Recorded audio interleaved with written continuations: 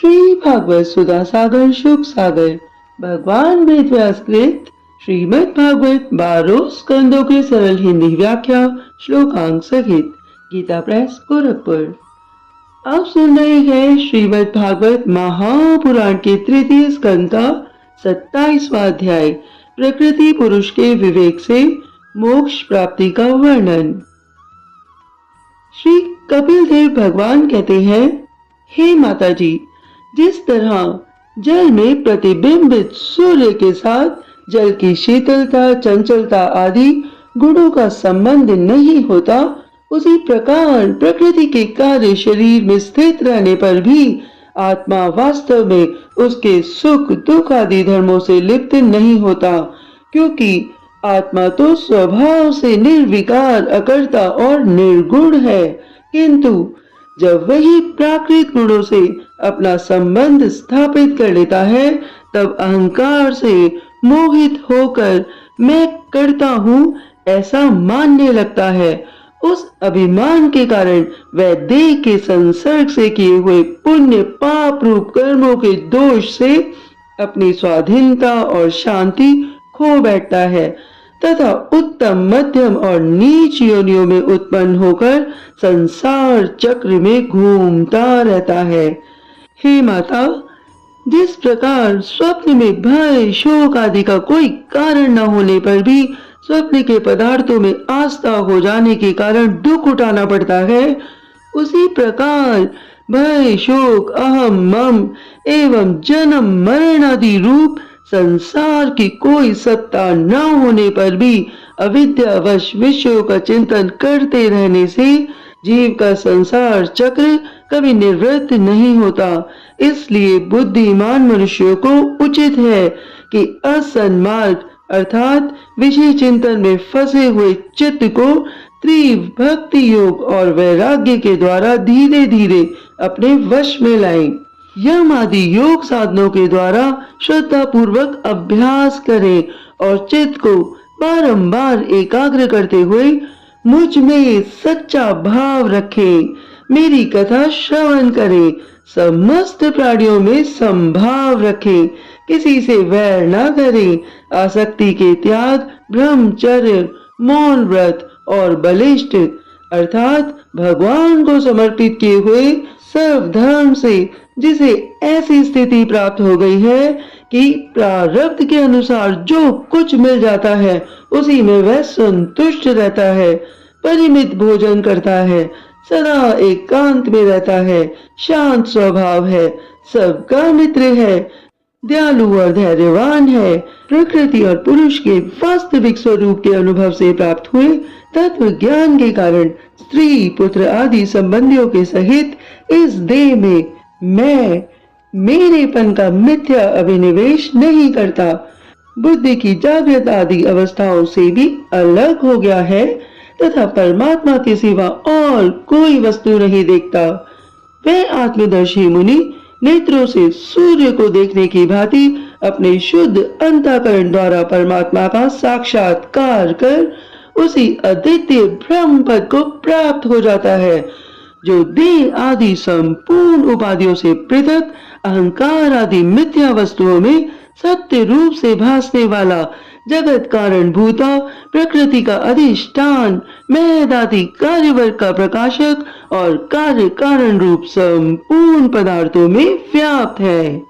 जिस प्रकार जल में पड़ा हुआ सूर्य का प्रतिबिंब दीवार पर पड़े हुए अपने आभास के संबंध से देखा जाता है और जल में दिखने वाला प्रतिबिंब से आकाश स्थित सूर्य का ज्ञान होता है, उसी प्रकार वैकारिक आदि भेद से तीन प्रकार का अहंकार देह, इंद्रियां और मन में स्थित अपने प्रतिबिंब से लक्षित होता है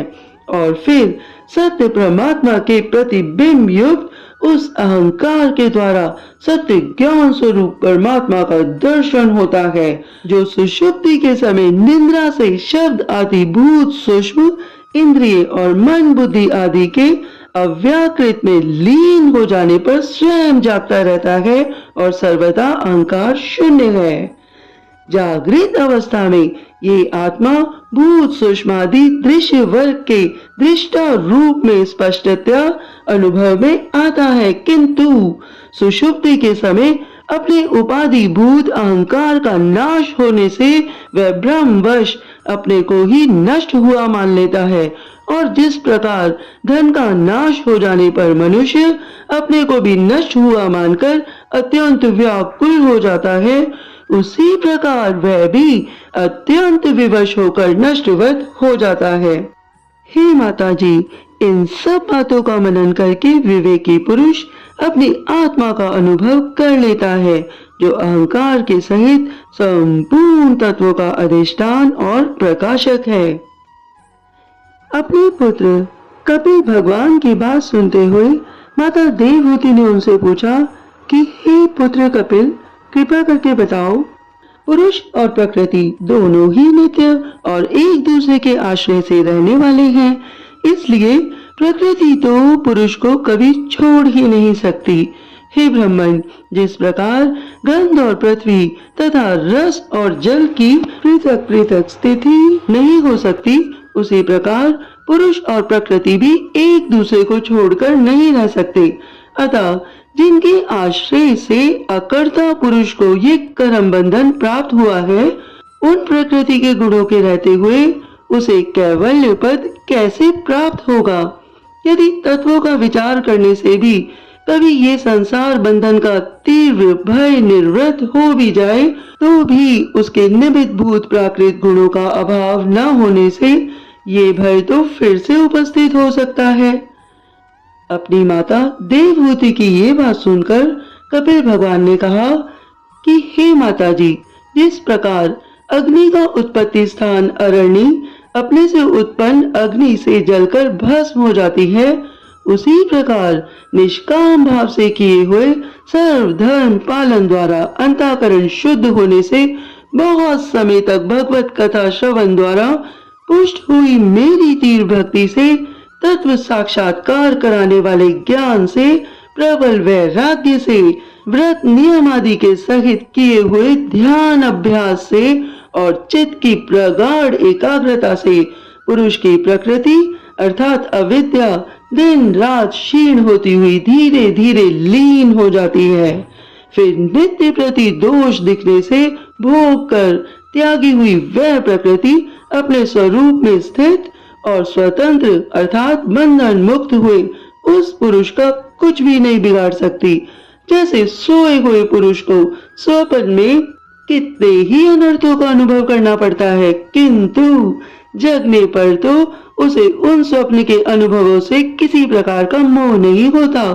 उसी प्रकार जिसे तत्व ज्ञान हो गया है और जो निरंतर मुझ में ही मन लगाए रहता है, उस आत्माराम मुनि का प्रकृति कुछ भी नहीं बिगाड़ सकती।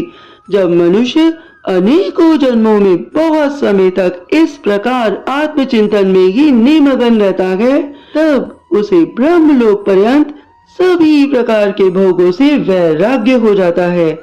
मेरा ये धैर्यवान भक्त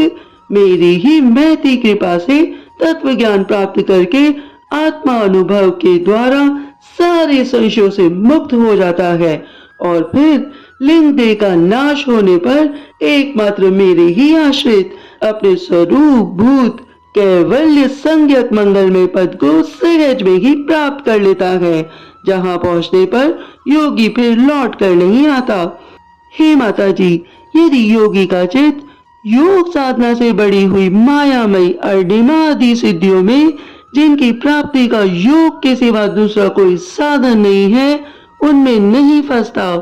तो उस योगी को मेरा ये अविनाशी परम पद प्राप्त होता है, जहाँ मृत्यु की कुछ भी दाल नहीं गलती। अभी आप सुन रहे थे श्रीमद् भागवत महापुराण के तृतीय स्कंद का 27वां अध्याय और हम सुनेंगे 28वां अध्याय अष्टांग योग की विधि। आगे आप सभी लोगों ने श्रीमद् भागवत महापुराण के भक्ति रस में जो गोता खाया है, तो आपके अंदर बैठी आत्मा, आपकी ऊर्जा शक्ति को मेरा बारंबार प्रणाम है। भगवान श्री हरि आप सभी का मंगल करें।